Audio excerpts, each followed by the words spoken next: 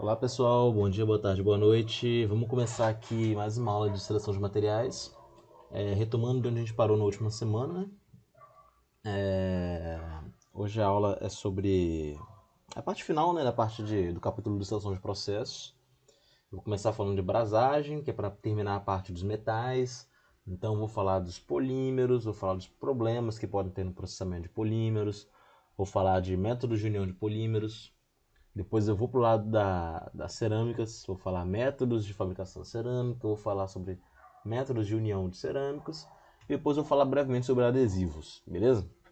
Então vou começar essa aula aí. Bom, brasagem. Eu terminei a aula passada falando de soldagem, que era o método de união utilizando calor, né? Mas outro método é a brasagem, né? Tem muita gente que fala que a brasagem é um tipo de soldagem. Dependendo do livro que você pegar, você vai visualizar isso. Porém, aqui está colocando de maneira diferente, né? A brasagem, como vocês devem saber, é a união de materiais iguais ou diferentes pela interposição de uma liga com ponto de fusão mais baixo do que o dos materiais base, né? Então é como se eu tivesse, sei lá, um material A e um material B. Eu vou fazer uma fusão entre esses materiais, eu vou fazer uma união entre esses materiais, usando como base um terceiro material de junção aí.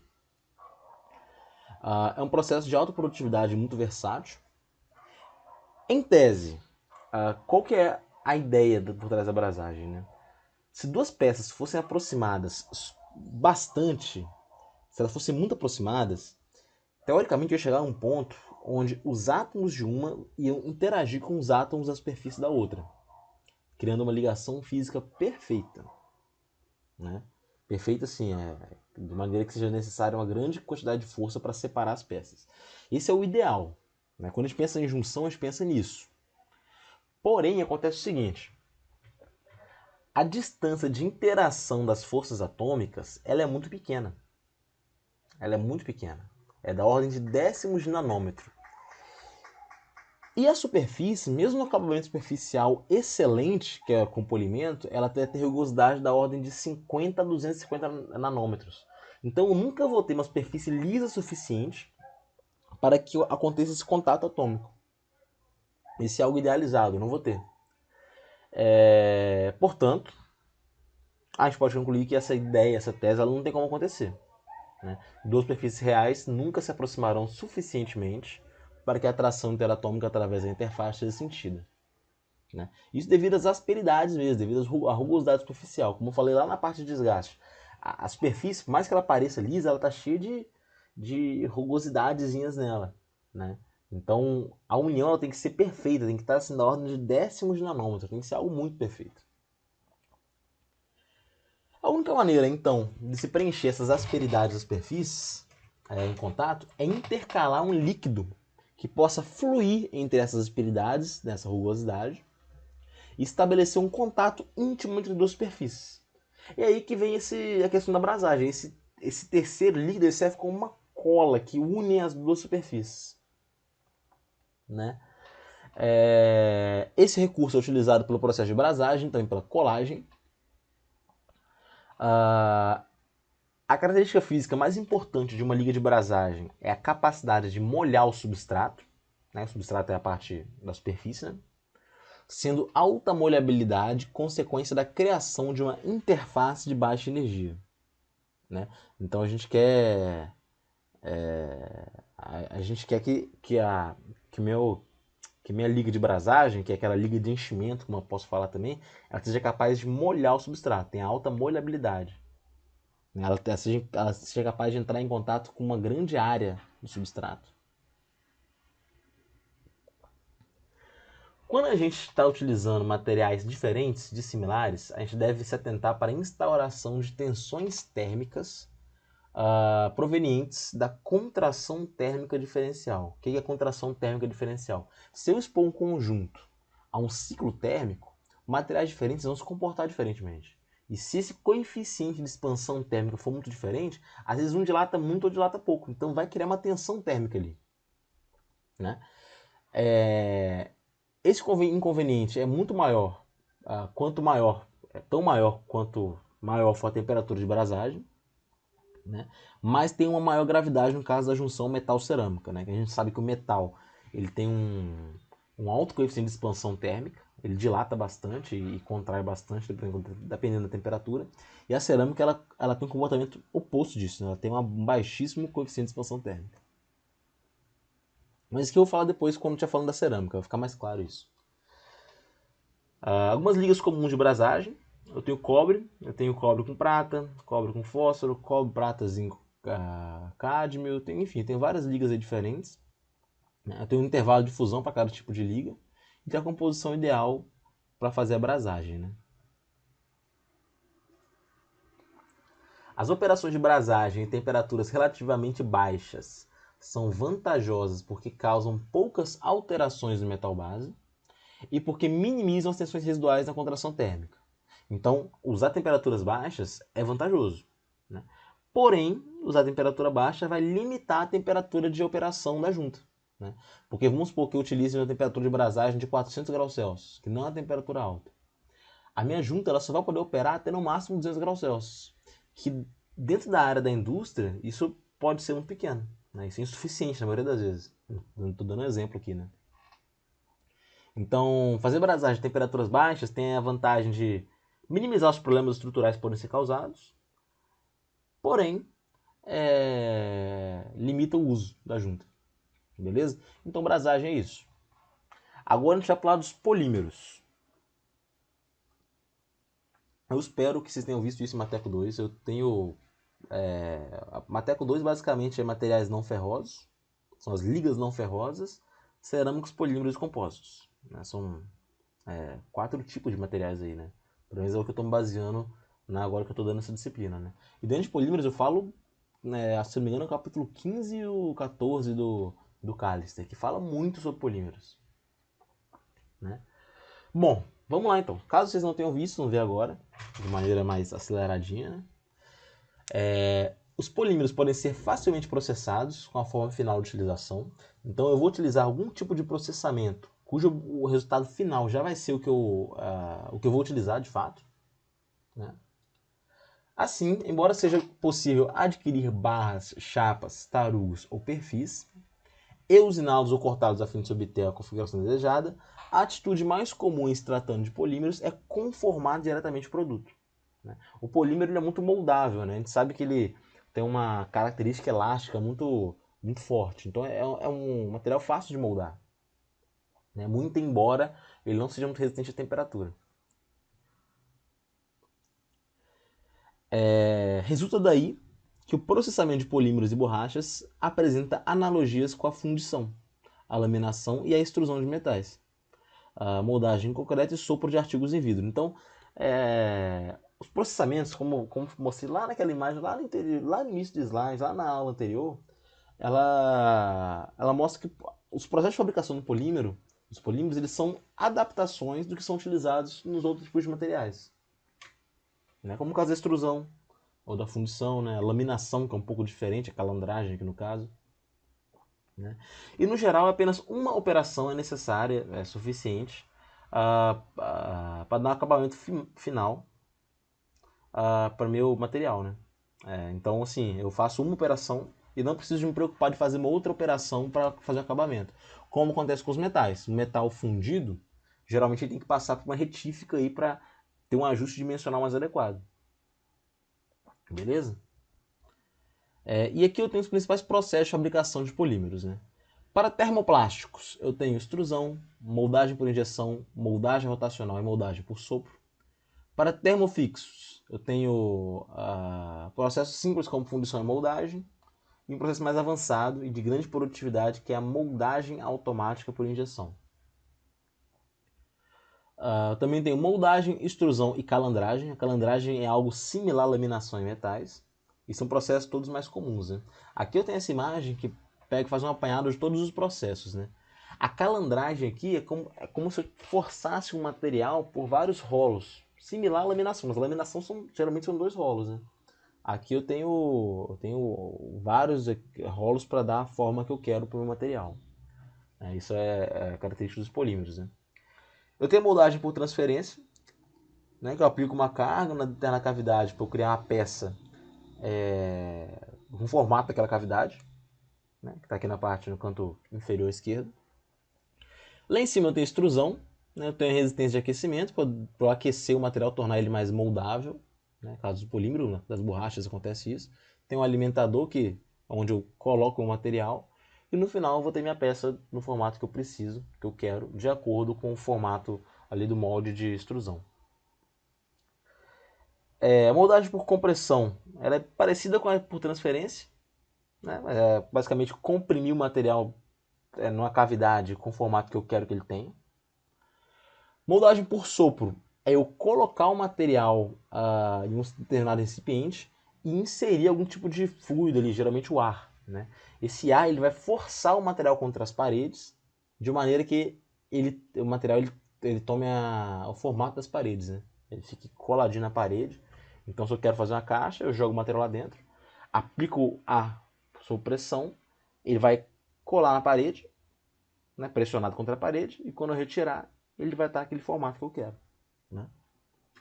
E por último, a moldagem por injeção, né? Que a moldagem é muito similar, né? Eu tenho uma matriz que eu consigo determinar qual é a minha geometria desejada e eu faço a injeção de material ali, né? De maneira que eu consiga obter a peça com a geometria desejada que eu quero,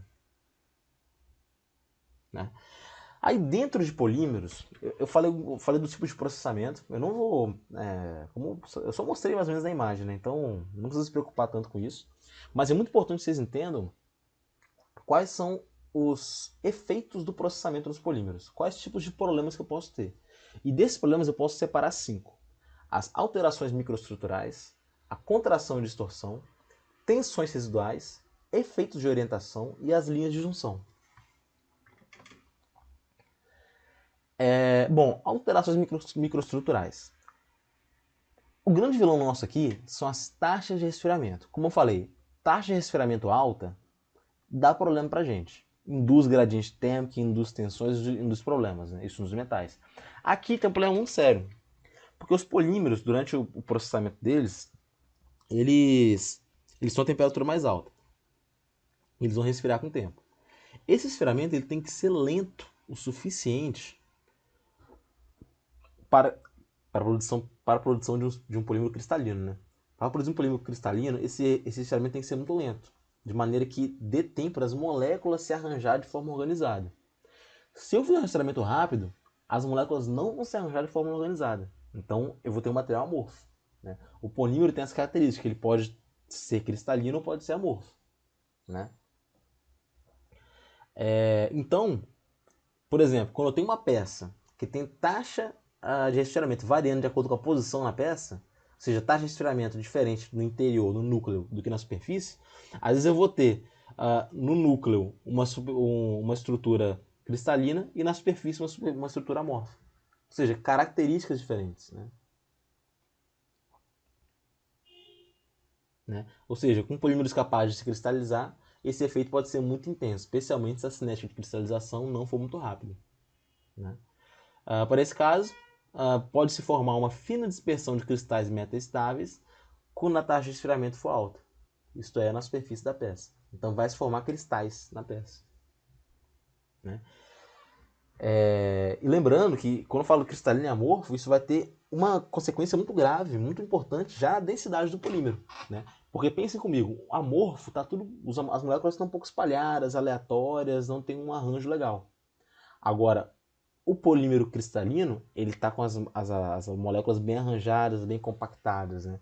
Então, o polímero cristalino ele tende a ser mais denso do que o polímero amorfo. Então, eu vou ter um gradiente de densidade no material, devido a essa diferente taxa de resfriamento, né? Como está escrito aqui, diferentes taxas de resfriamento implicam diferentes tempos de permanência na faixa de temperatura de cristalização. Daí, alterações no grau de cristalinidade do polímero. Aqui eu tenho mostrando a variação de densidade ao longo da parede de um tubo de polietileno de alta densidade, né? Ou seja, de uma distância de 22 milímetros eu tenho uma queda de densidade aí de 5%, né? Dependendo da aplicação isso pode ser um grande problema,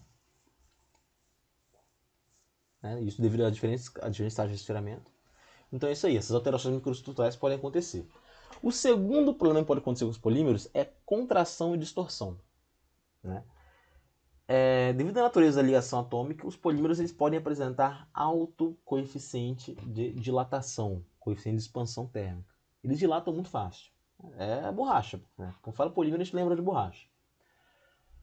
Os polímeros amorfos contraem-se cerca de 6% em volume no resfriamento, né, desde a temperatura normal de processo, e os polímeros parcialmente cristalinos contraem-se cerca de 2 vezes mais. Ou seja, a diferença de cristalinidade também vai induzir uma diferença na contração do polímero, no grau de contração do polímero, né? Assim, a contração térmica é anisotrópica, se houver orientação molecular. A anisotropia, lembrando, é a direcionalidade das propriedades, né? A propriedade dependendo da direção que eu estou observando.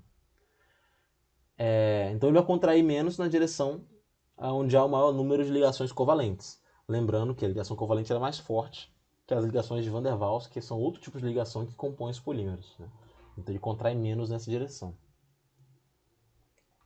A contração é um efeito conhecido que deve ser levado em conta no projeto devido à multiplicidade dos processos, a fundição de metais, a utilização de pós-metálicos, de cerâmicos, ou seja, tem vários processos onde a contração ela pode ocorrer, né? Mas no caso de polímeros, isso é complicado pelo alto valor da retração e pela anisotropia mencionada anteriormente.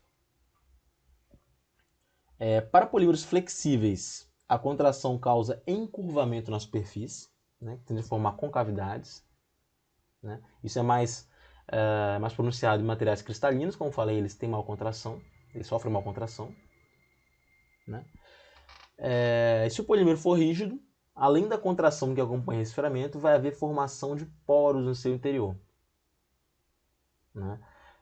Como em metais durante o processo de solidificação. Então é outro tipo de problema que pode acontecer aí no polímero.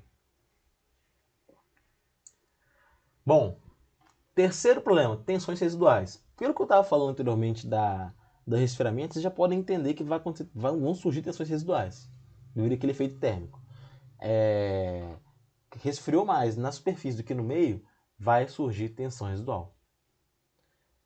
O mecanismo de formação das tensões é simples. Durante o processamento, injeção ou moldagem, uma cavidade é preenchida por um polímero em alta temperatura e a remoção de calor pelo molde, não podendo ser instantânea em toda a seção, causa o aparecimento de um gradiente de temperatura da superfície para o centro. Independente da maneira, do tipo de processo, é normal que isso aconteça, que esse gradiente surja. Então é nosso dever tentar combatê-lo. No decorrer do resfriamento vai haver uma superfície sólida encerrando completamente o núcleo mais quente, ainda em fase de contração, que é resistida pela superfície, essa muito mais rígida. O que acontece então? O núcleo da minha peça ele vai estar submetido a esforço de tração e a superfície a força de compressão. Então vão ter tensões residuais muito relevantes no polímero, né? Aqui está mostrado um gráfico quantificando a tensão residual em relação ao módulo de Biot, aqui na esquerda, né? O módulo de Biot, que ele, voltando agora lá de Transcal, ele prevê a intensidade do gradiente térmico, basicamente. Estou falando de maneira grosseira aqui, porque, para ser bem sincero, nem lembro. Aqui está escrito embaixo, né? Como calcula, né? Mas eu nem lembrava disso. Então vocês observem que o módulo de Biot igual a 100, as tensões elas têm uma diferença aí de quase mais 100% de diferença, tensão no centro a tensão entre o centro e a superfície, né?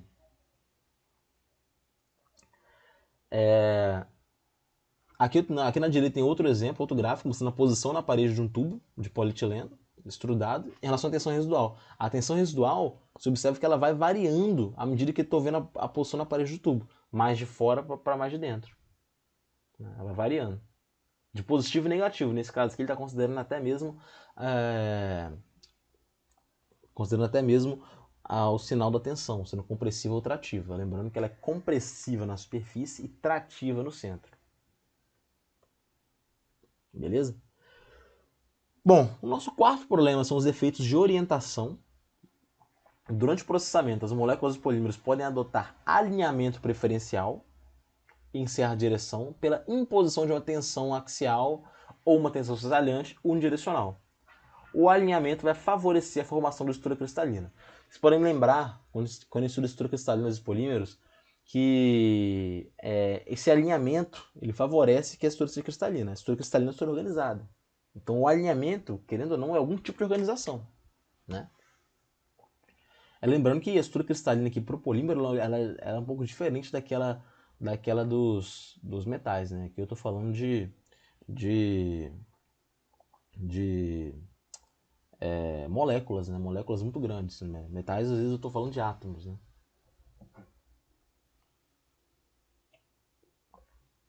Em certos processos é possível obter orientação em duas direções.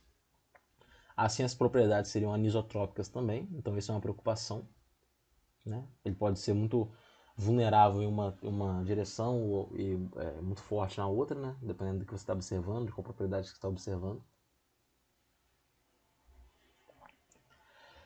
Linhas de junção. No encontro e junção de duas frentes de fluxo, quando eu falo frente de fluxo, eu quero que vocês entendam que... Vou explicar isso antes, né? É que durante o processamento do polímero, eu posso ter...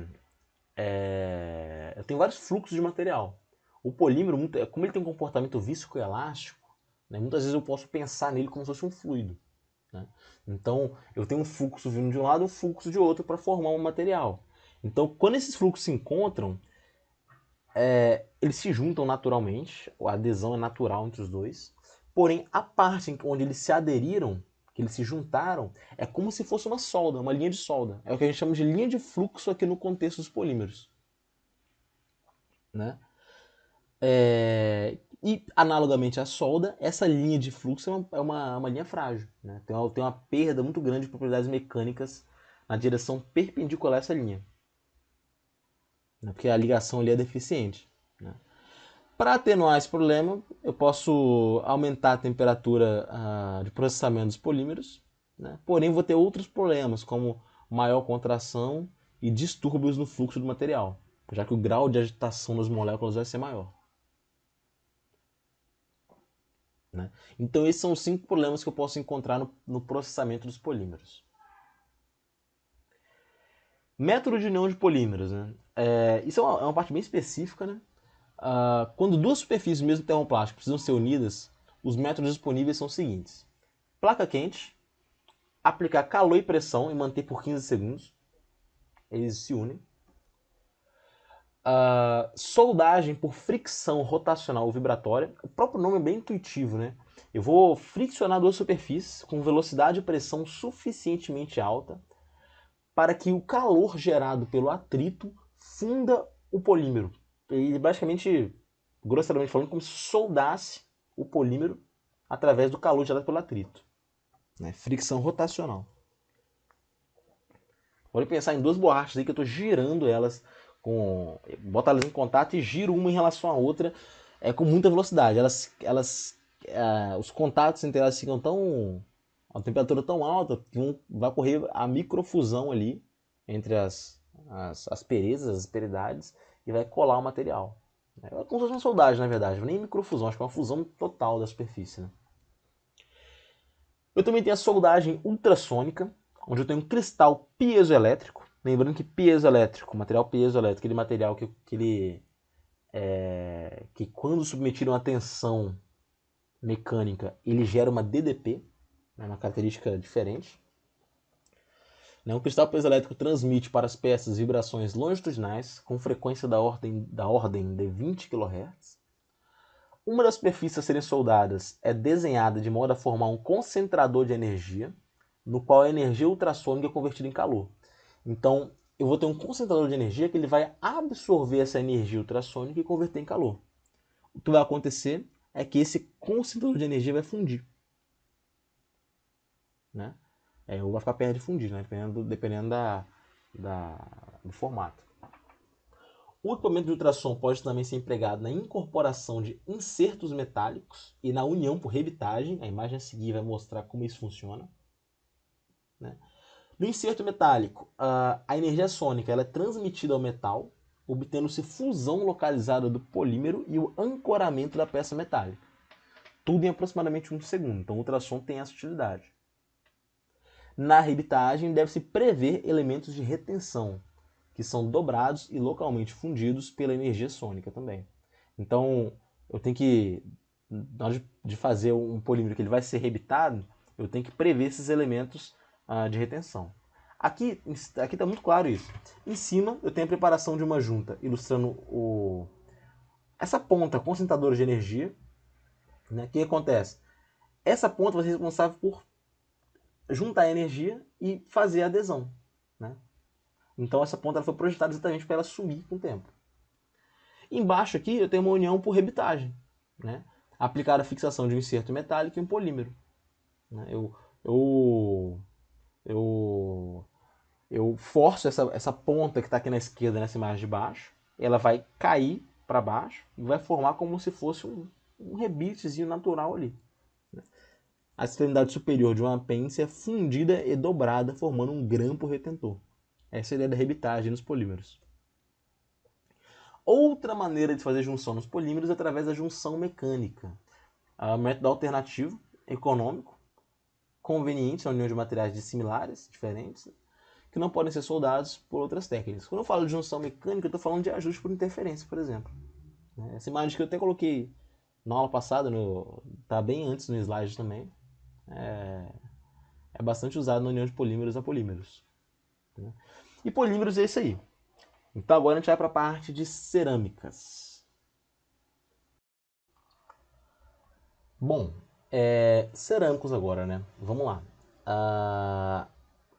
A grande questão dos cerâmicos é que os materiais cerâmicos eles têm as propriedades muito influenciadas pelo tipo de processamento empregado. Então, às vezes, eu tenho o mesmo material que é produzido de duas maneiras diferentes e é o mesmo material que eu digo em termos de composição, que ele é produzido de duas maneiras diferentes e tem características diferentes, né? Propriedades diferentes, né? Aqui eu tenho uma tabela no slide a seguir mostrando como que essa diferença de propriedades de acordo com o tipo de processamento é destacada, né? Bom, para a seleção de processos nos cerâmicos, a gente tem que levar em conta o tamanho, a complexidade de formas e volume de produção. Né? Além, obviamente, das capacidades individuais em relação às propriedades mecânicas. Né? Essa tabela que eu estava me referindo, eu tenho esse carbeto de silício, acho que se eu não estou enganado é carbeto de silício. As propriedades do carbeto de silício, tanto sinterizado quanto prensado a quente, que são dois tipos de processamentos diferentes. A gente vê que a tenacidade ela muda, né? Que a tensão de ruptura ela muda bastante. Né? É claro que aqui, novamente, estou falando de faixas de valores, eu não estou falando de um valor específico. Né? A gente vê que tem uma variação muito maior, de 96 até 520 com produto sinterizado, e de 230 até 825 com produto prensado a quente. Então tem essa grande distinção aí. E para o outro material aqui embaixo, que eu tenho o SI3N4, que eu tenho três tipos de processamento, que é sinterizado, prensado a quente e por reação, eu tenho características bem diferentes. Né? O sinterizado por reação fica bem claro que a tensão de ruptura diminui muito pro processado por reação, e a tenacidade também reduz bastante. Né? Então eu tenho essas distinções aí. Então, resumindo, as propriedades de um material cerâmico dependem do tipo de processamento. Beleza? Então não basta escolher o material que tem a propriedade que eu quero. Tem que escolher o processamento que vai me dar as propriedades que eu quero naquele material. Né? Os principais processos de obtenção de cerâmica são os seguintes: a compactação e a sinterização, né? A colagem por barbotina, que a gente chama também de slip casting. Eu tenho a prensagem a quente. Eu tenho reação, que a gente chama de reaction bonding, que é o nome em inglês. Né? E a moldagem por injeção. Né? Alguns desses processos a gente até viu aqui, essa moldagem por injeção, a gente chegou até a comentar nos polímeros. Né? Aqui eu vou adequar esse conceito aos cerâmicos. O primeiro deles é compactação e sinterização. Esse processo eu particularmente posso falar com bastante propriedade, porque no meu mestrado eu trabalhava com cerâmicos, eu tive que produzir através desse processo. Né? É um processo baseado em metalurgia do pó, basicamente. Só que no caso da cerâmica, as partículas de pó, entre aspas, aí, são bem menores. Geralmente de dimensões submicrométricas, né? Dimensões muito pequenas. Né? Então essas partículas são prensadas no molde metálico, com aplicação de pressão. Esse produto prensado é o que a gente chama de cerâmica verde. Cerâmica verde é a cerâmica que não foi ao forno ainda. Essa cerâmica verde ela é aquecida a temperaturas próximas de 1500 graus Celsius, resultando daí um corpo com uma porosidade residual. Então, essa é a cerâmica verde aí. Né? A cerâmica verde ela vai ser aquecida a 1500 graus Celsius, que vai me dar um corpo final, que já não vai estar verde mais, vai ser uma cerâmica sinterizada, com alguma porosidade residual. É importante falar que tem uma grande distinção entre sinterização e sintetização. Às vezes eu falo que eu vou sintetizar um novo material. Sintetizar é como se fosse produzir. Né? A sinterização aqui, ela tá mais no contexto de um tratamento térmico elevado que vem após a compactação, que é responsável por criar um material final mesmo. Né? Esse processo de sintetização e compactação ele possui alta produtividade, ele é adequado para peças de pequeno tamanho e médio, com forma simples. Né? E seu maior inconveniente é a heterogeneidade e densidade no compacto verde, devido ao atrito com as paredes do molde. Porém, como a gente já viu antes, essa heterogeneidade e densidade ela pode ser combatida através da compactação isostática, que é quando a gente compacta de maneira uniforme todo o material. Né? O que acontece na maioria das vezes é que a compactação geralmente ela é unidirecional. No meu caso, por exemplo, eu tinha um aparelho que a gente mesmo produziu no laboratório, que era um pastilhador. Era como se fosse uma placa metálica, como se fosse uma caixinha metálica que colocava o pó lá dentro. Né? Deixa eu reformular aqui, na verdade. Né? Mas era um cilindro metálico com um furo. Eu colocava o pó nesse furo circular. Né? Enchia de pó.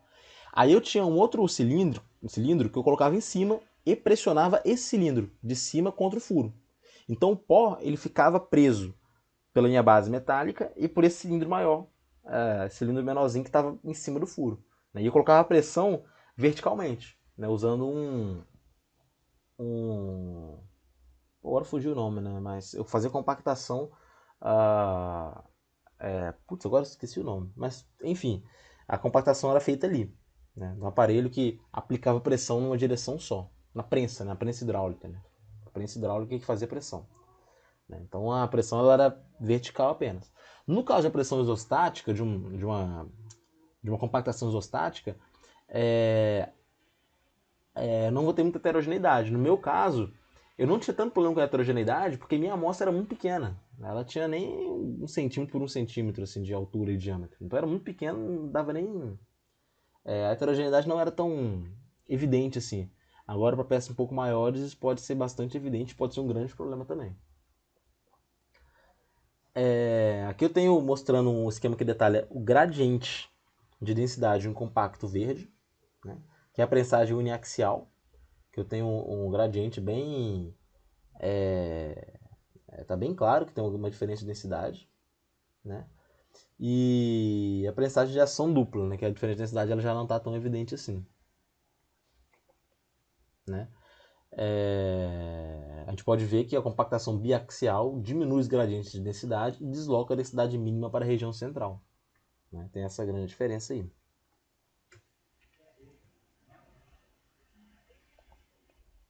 Aqui a gente pode ver que ele fica na imagem esquerda, aqui na passagem axial, a densidade ela fica maior lá em cima e ela vai reduzindo aqui para o meio. Né? A biaxial ela traz essa densidade mínima para a região central ali. Enfim, né, esse problema acontece aí devido à compactação unidirecional. Com a compactação isostática, isso não acontece. Essa heterogeneidade é danosa no material, porque ela causa variações na porosidade da peça sinterizada, ou alterações dimensionais.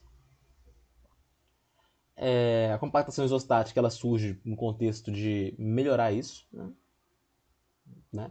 Como eu mostrei lá anteriormente, eu tenho um vaso de pressão, eu boto o meu pó em um molde de borracha, E esse molde de borracha ele vai ser pressionado por um líquido que vai estar em volta dele, né? Então ele vai ser muito pressionado ali. Esse líquido vai estar sob uma pressão muito grande. Essa pressão ela vai ser uniformemente distribuída, né? A compactação isostática ela transmite pressão ao molde de maneira completamente uniforme.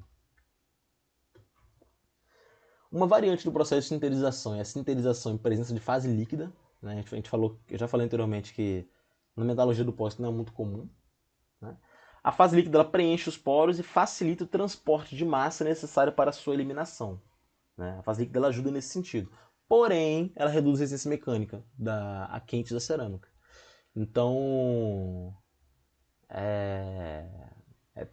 esse é aquele jogo de perde-ganha em seleção de materiais, né?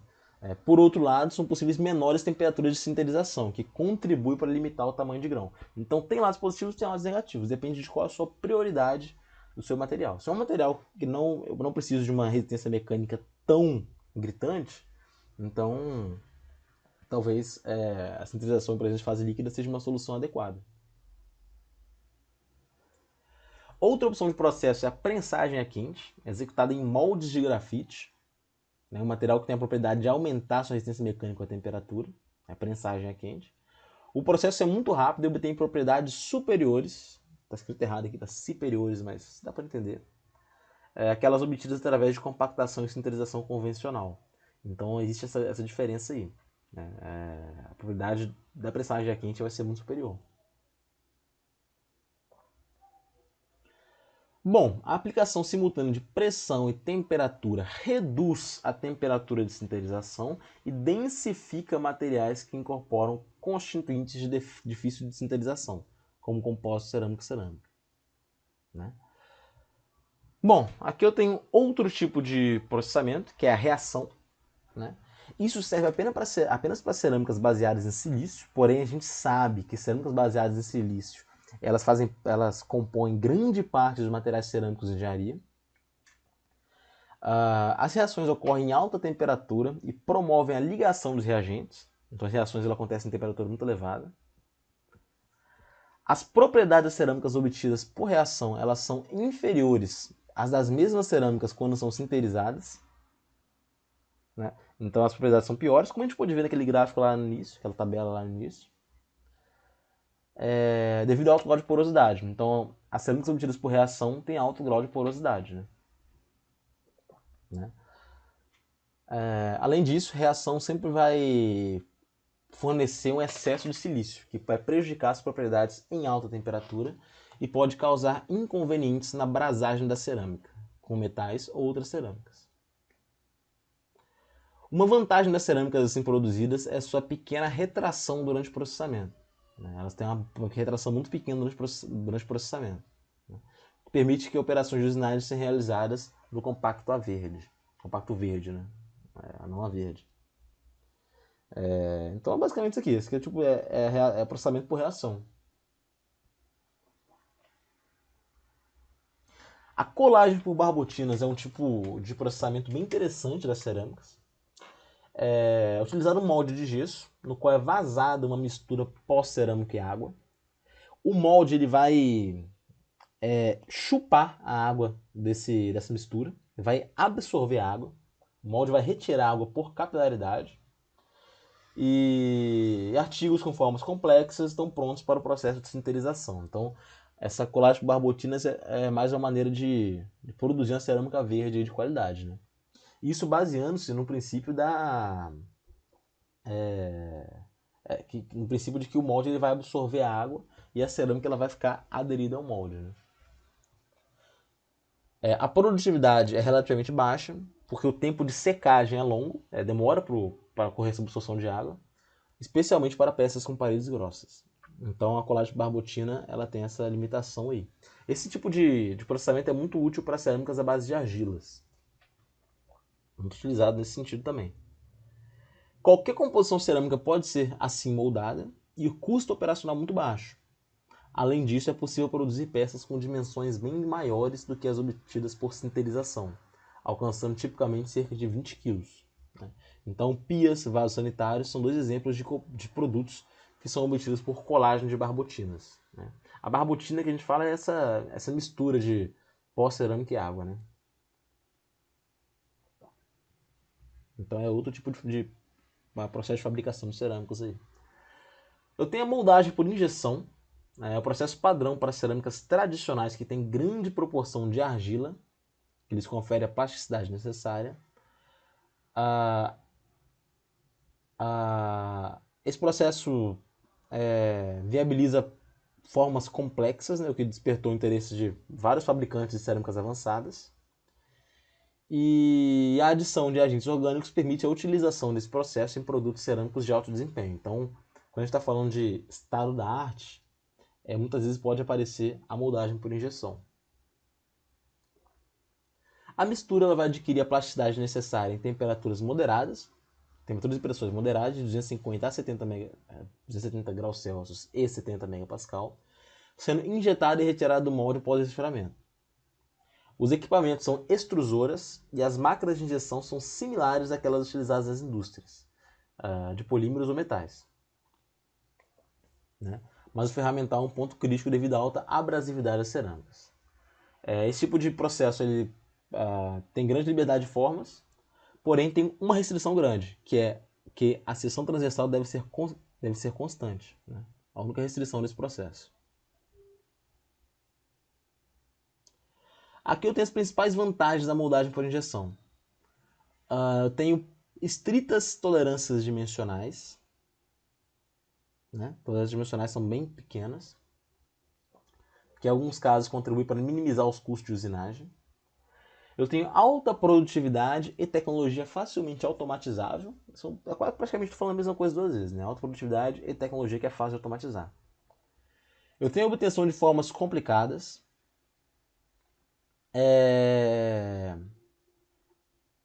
Posso obter formas complicadas. Né? É aplicável a grande variedade de tipos de pós, como vidros, cerâmicos e até metais. E eu tenho um bom acabamento superficial, já que eu tenho estritas tolerâncias dimensionais. Agora eu vou falando sobre os procedimentos de união de cerâmicas. Vamos lá. Eu falei dos procedimentos de união de metais, de polímeros e agora de cerâmicos. Né? Tem muitas situações em que a gente tem que fazer união de componentes. Né? Às vezes é útil que eu tenha um componente que é cerâmico, outro que é metálico, e eu tenho que juntar isso para fazer a máquina, juntar esses componentes. Mais frequentes ainda são as ocasiões em que a união de cerâmicas com metais é um passo obrigatório para a funcionalidade do produto. Né? Como, por exemplo, conectores, canhões eletrônicos e circuitos integrados. Aqui eu tenho dois exemplos. Né? Em A eu tenho um conector a vácuo, que eu tenho um metal com cerâmico, fiz uma abrasagem ali. E em B eu tenho um sensor de posição. Né? Isso tudo veio do Laboratório Nacional de Luz Síncrotron. Né? Síncrotron. Eu falo com muita propriedade disso, novamente. Eu trabalhei no mestrado com isso. Eu estava estudando a junção entre um aço inoxidável austenítico e um material cerâmico, uma cerâmica avançada, um pó cerâmico, né, que eu tinha que preparar. E eu vi de perto as dificuldades que a gente tem com isso. Né? Porém, a necessidade existia, né? Porque o que eu queria utilizar, na verdade, era só o pó cerâmico. Porém, o pó cerâmico ele não tinha resistência mecânica para suportar os esforços que ele deveria suportar naquela aplicação. Ele só tinha as características elétricas desejáveis. Então eu tinha que colocar esse pó cerâmico numa base metálica que suportasse aqueles esforços mecânicos. Então eu vi de perto como que essa união de cerâmica com metal ela é necessária. Né? Nesse caso, para mim, era imprescindível. Os principais métodos de união de cerâmicas consigo mesmas ou com metais são a brasagem e a ligação por difusão. Né? São os dois métodos principais. Vou refalar novamente de brasagem aqui agora. Ambas apresentam similaridades com a união metal-metal, mas com uma grande, uma importante diferença em relação à brasagem. Né? As cerâmicas não são molhadas por metais. Né? Na brasagem entre metais, vai correr os metais bases vão ser molhados com outro metal, o seu metal de enchimento. Aqui eu não posso fazer isso, porque o metal e as cerâmicas têm grande diferença em relação à configuração eletrônica. Porém, essa dificuldade ela é superada com certa facilidade. adicionando à liga de brasagem elementos que reagem com a cerâmica. Então eu vou ter uma liga de brasagem, um composto de brasagem diferente ali, formando produtos de reação compatíveis com a cerâmica, né? Vários metais reativos são utilizados na composição dessas ligas, denominadas ligas reativas, sendo titânio mais utilizado. Aqui eu coloquei CC, C/C e M/C, que é a junção cerâmica-cerâmica e metal-cerâmica. A junção cerâmica-cerâmica e metal-cerâmica ocorre a cerca de 870 graus Celsius, em vácuo de 10 a menos 4 torr, né? Torricelli. Torricelli, né? Quase falei torrent aqui. Essa temperatura é relativamente baixa, e se por um lado é conveniente em relação à operação de brasagem, por outro faz com que a resistência mecânica da junta seja muito dependente da temperatura.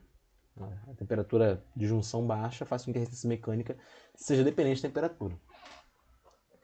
Isso tem pouca importância para aplicações eletrônicas, mas é um fator muito relevante quando a gente está falando de resistência à oxidação e às altas temperaturas. Quando eu quero resistência mecânica a altas temperaturas, né?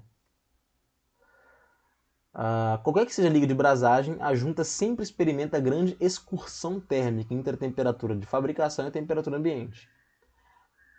Assim, vão surgir tensões devido à contração térmica diferencial do metal e da cerâmica,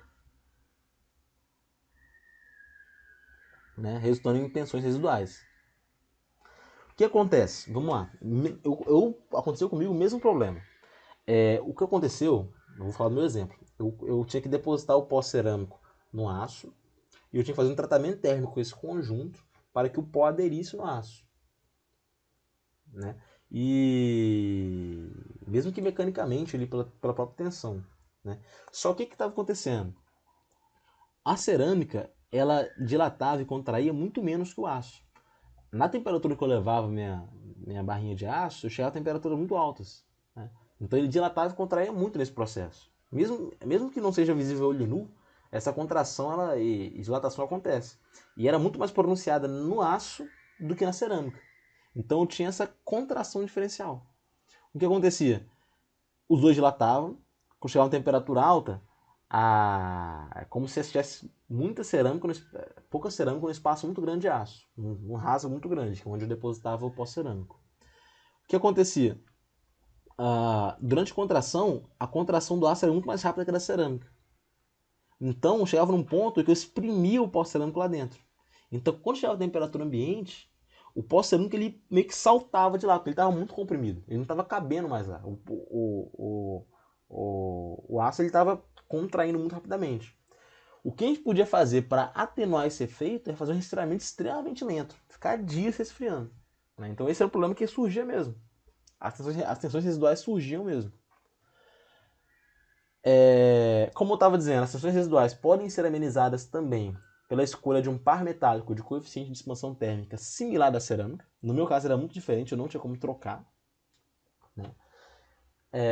No geral, a inserção de uma camada metálica de baixo módulo de elasticidade e coeficiente de expansão térmica com valor intermediário das duas partes que se deseja unir é particularmente eficiente. Então, essa é uma solução que, na verdade, a gente nem tentou fazer, porque a gente viu que a gente conseguiu atenuar os efeitos só com resfriamento lento, não precisou acrescentar nada, até porque se acrescentar uma nova camada, no meu caso, né, ia mudar a questão das propriedades elétricas do conjunto, e aí gerar um outro problema para mim. Então é isso aí. Então são soluções que eu posso ter para atenuar esse problema. Nesse caso que eu aplico uma camada, né, sob a influência das tensões térmicas, essa camada intermediária vai deformar, aliviando as tensões térmicas. As variações são a natureza do material e sua espessura.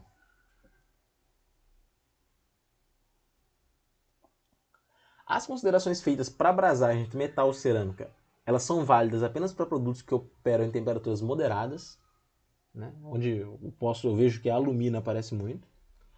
Mas eu tenho outros tipos de cerâmicas, como a zircônia, carbonetos e nitretos, né, cuja propriedade mais marcante é a refratariedade. Portanto, elas vão trabalhar em temperaturas muito mais altas. Temperaturas muito mais altas que as das ligas metálicas, né? O que ocorre em altas temperaturas de operação é a continuação das reações que promovem a união das partes. Então, é como se a união fosse reforçada. e o consequente aumento da espessura dos produtos dessas reações, geralmente intermetálicos frágeis. Então, o que acontece é que, isso pensa na abrasagem, né? Altas temperaturas vão acontecer reações que vão auxiliar na união das partes, né? Nesse caso dessas cerâmicas refratárias. E, consequentemente, vai aumentar a espessura dos produtos e reações, como se o enchimento ficasse maior, né? Aqui essa imagem eu coloquei, na verdade nem ia colocar, porque para mim ela ficou um pouco confusa. É uma microfotografia, é um MEV, né, eletrônica de varredura, correspondente imagem de raio-x da região da interface de uma junta entre alumínio e nióbio, obtida com a liga Tico-Sil, que a gente até falou antes lá, mantida durante as 100 horas a 400 graus Celsius, né? Notando-se claramente a migração de fase rica em titânio. Então, é como se a fase rica em titânio, que pelo que eu entendi, a branca, ela fosse migrando para o lateral aqui. Note-se claramente, porém não tão claramente assim, eu admito, a migração de uma fase rica em titânio que se dirige para a cerâmica e contribui para aumentar a espessura da camada de óxidos. Daí, infere-se que que temperaturas da ordem da metade da temperatura de fusão da liga de brasagem são suficientes para manter ativas as reações responsáveis pela união. Então, temperaturas altas elas ajudam, elas não atrapalham aqui nessa questão da união metal-cerâmica. Beleza? Porém, para juntas que operam em altas temperaturas, a gente deve recorrer a ligas de brasagem adequadas, né? Sendo sua temperatura sólidos o indicador mais importante, né? A gente tem que olhar a temperatura sólidos, né? Lembra da linha sólidos lá no diagrama de fases. Eu tenho uma tabela que está no próximo slide, que ela vai reunir as principais ligas de brasagem utilizadas em união cerâmica-cerâmica e metal-cerâmica e as importantes características para o processo de seleção. Um aspecto comum a todas é a presença de um elemento reativo, como vocês podem ver agora. Eu tenho várias ligas de brasagem, que são as ligas de enchimento, né? Tem temperatura sólidos aí, que é limitante, e aplicação, que é metal cerâmico, cerâmico cerâmico, e até mesmo metal metal, para essas mais embaixo aqui. Beleza? São só exemplos de ligas de brasagem. A brasagem é muito comum quando a gente está falando de união metal cerâmico, cerâmico cerâmico, e enfim. Metal metal também, né? Como eu falei anteriormente. Então, brasagem é algo muito comum. Aqui eu tenho classificação das famílias das ligas de enchimento, das ligas de brasagem, em função da temperatura de brasagem. Então, se minha temperatura de brasagem está lá em cima, lá por volta de 1400 graus Celsius, eu uso ouro ou níquel, níquel que é muito bom a temperaturas elevadas. O cobre parece em temperaturas intermediárias, junto da prata. Né? É óbvio que entre cobre e prata eu vou atrás do cobre, que é mais barato. E temperaturas mais baixas tem o alumínio, liga de alumínio. Né? Isso são só exemplos de famílias de ligas de brasagem e sua temperatura de operação. A gente sabe que materiais resistentes a altas temperaturas, eles frequentemente estão em situações de ciclagem térmica, eles estão submetidos a ciclos térmicos, sendo esperados efeitos negativos sobre suas propriedades mecânicas. Né? Uma comprovação experimental está mostrada na imagem a seguir. Né? Eu vou pular para a imagem logo, porque ela fica mais claro quando eu mostro a imagem. Né? Aqui eu tenho várias imagens, eu tenho várias amostras, né? Tem um gráfico de barras em 3D. Eu tenho a porcentagem dessa junção entre esses dois materiais, que é alumínio e o covar, apresentadas no ensaio de estanqueidade em vácuo. Estanqueidade, para quem não sabe, eu vou tentar explicar de maneira simples aqui, é como se fosse aquele ensaio para verificar se algo está bem isolado mesmo. Por exemplo, eu quero verificar a estanqueidade num tanque, eu quero verificar se realmente não tem nenhum furo nesse tanque. Se ele está realmente totalmente fechadinho, perfeito.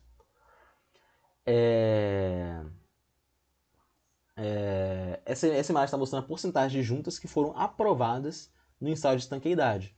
Então a gente vê que quando as amostras foram resfriadas, aqui na esquerda você pode ver, resfriadas a ar, água a 20 graus Celsius ou água a 4 graus Celsius.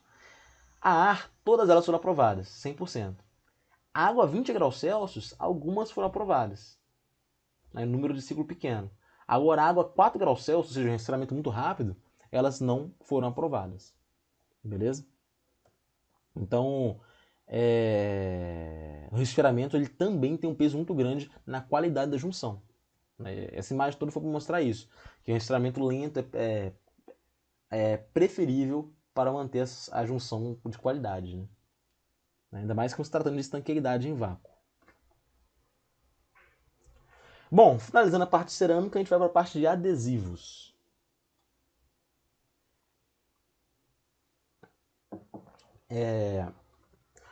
O uso de adesivo é algo muito comum, né? Tem conquistado um grande avanço. Eu tenho muitas formulações diferentes de adesivo, e adesivo é algo que eu posso usar para unir e que eu não vou envolver um grande aumento de peso, né? Dessa maneira, não surpreende que a indústria aeronáutica e automotiva façam intenso uso desses materiais, embora ainda faltem especificações e haja muito trabalho de normatização a fazer. Lembrando que essas informações são no livro de 2002, então, para ser bem sincero com vocês, atualmente eu acredito que já está muito. Já tá bem avançado em relação a 2002, né, obviamente. Já tem especificações, já tem normatizações melhores, a tecnologia evoluiu muito de lá para cá, né? O pessoal que faz parte do Araero aí, eu tenho certeza que devem usar algum tipo de adesivo na aeronave de vocês. Né? Algo que é muito comum, muito prático, é leve, enfim.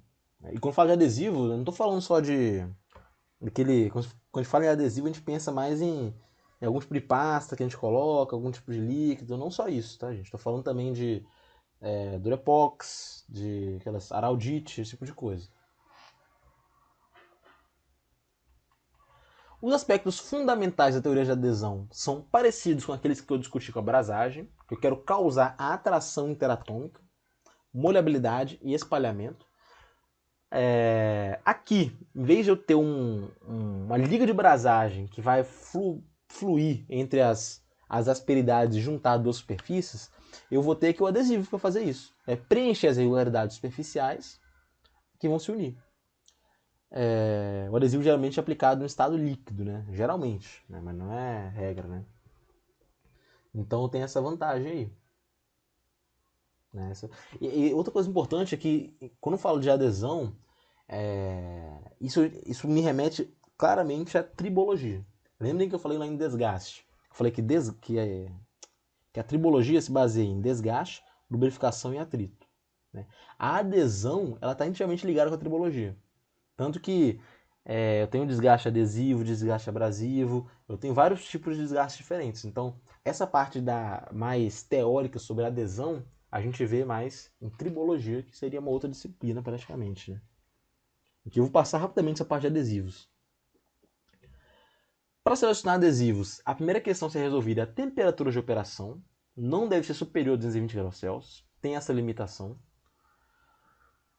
Os adesivos eles são desaconselhados em ambientes na presença de ácidos ou de álcalis. Bom, eu falo álcalis, mas pode ser que a maneira mais correta de falar seja alcalis, mas eu acho que é álcalis mesmo. Ou qualquer fluido com temperatura acima de 90 graus Celsius. O adesivo ele não é recomendado nessas situações.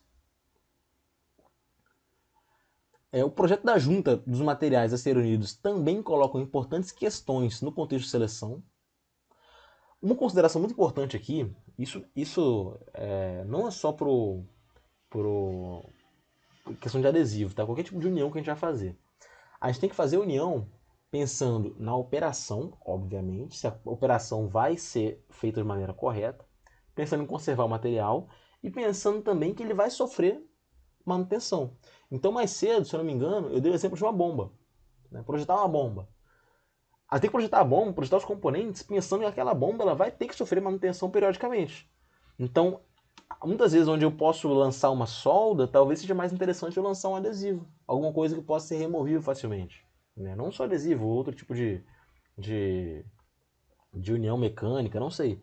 Né? Então, pensar também na desmontagem e manutenção é muito importante na seleção de materiais. Né? Isso aqui nos livros eles não destacam isso muito, porém é importante. Né?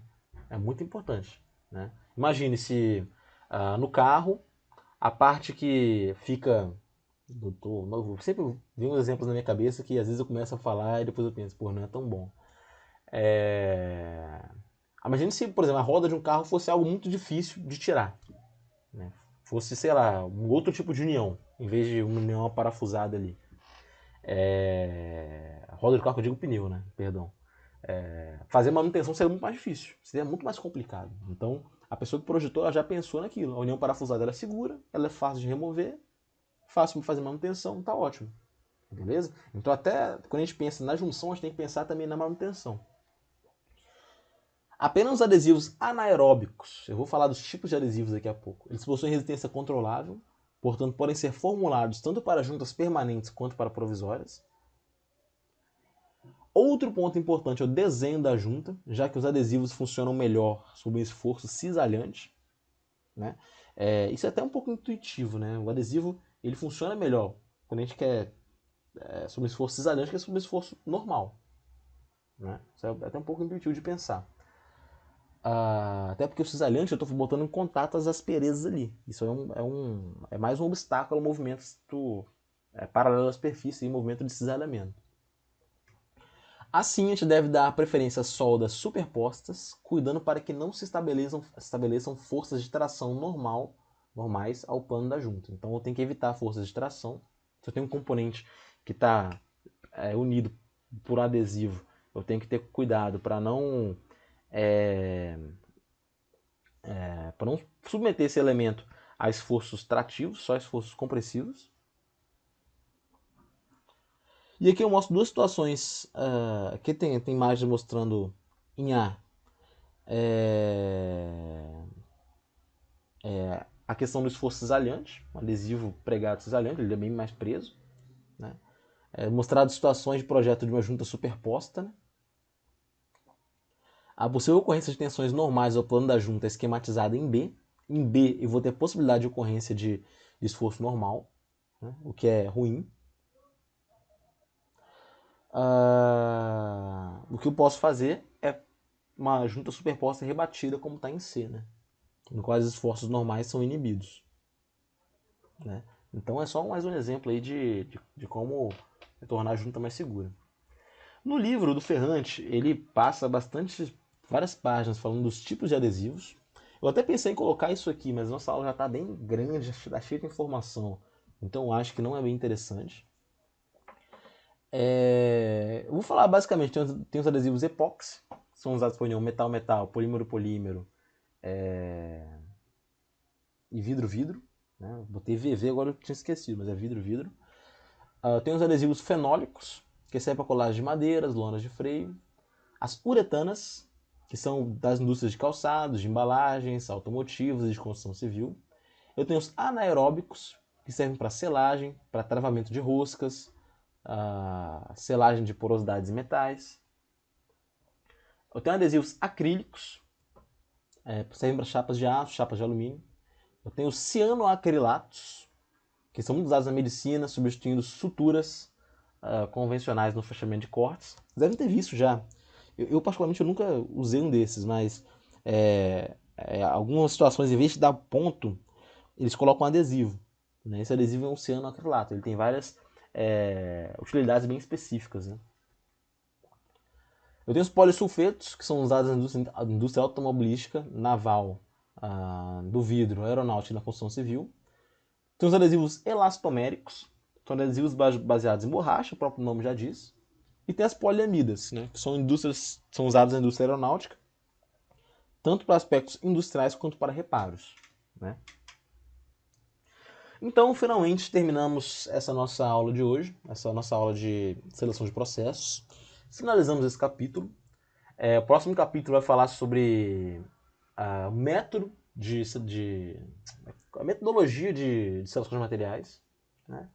Então, eu ainda estou pensando se eu utilizo um pouco de outro livro do Eschb, que é um terceiro livro, que eu acho que ele é mais completo nessa parte. Mas, enfim, em breve vocês vão saber. E é isso aí. A nossa próxima prova, P3, vai consistir desse slide que eu finalizei agora e do próximo, que eu vou passar na próxima quinzena, dividindo em 2 etapas também. E é isso. Eu estou pensando, uso esse final de aula para divagar um pouco, vocês podem ter percebido isso. Eu tenho pensado em vez de dar uma quarta prova para vocês, eu tenho pensado em fazer um pequeno trabalho sobre estudos de caso. Eu vou avaliar se isso é útil, né? Mas eu nem pensei muito sobre isso ainda. Eu não sei se eu vou fazer trabalho para entregar, só entregar, se é para apresentar, marcar um dia de apresentar. Então, Eu tô pensando nisso ainda, beleza? Se alguém tiver alguma preferência, podem falar comigo. Isso quer dizer que eu não vou estar falando sozinho nessa aula. Enfim, tenha uma boa semana, boa aula, façam um resumo, façam bem feito. Eu sei que a aula tá grande, então, pô, tentem evitar ficar copiando trechos aleatórios aí de slide, que eu sei que alguma galera faz isso. Tentem usar esse resumo como uma forma de até se preparar para a prova logo, beleza? Então é isso aí, pessoal. Tenha uma boa semana e até mais.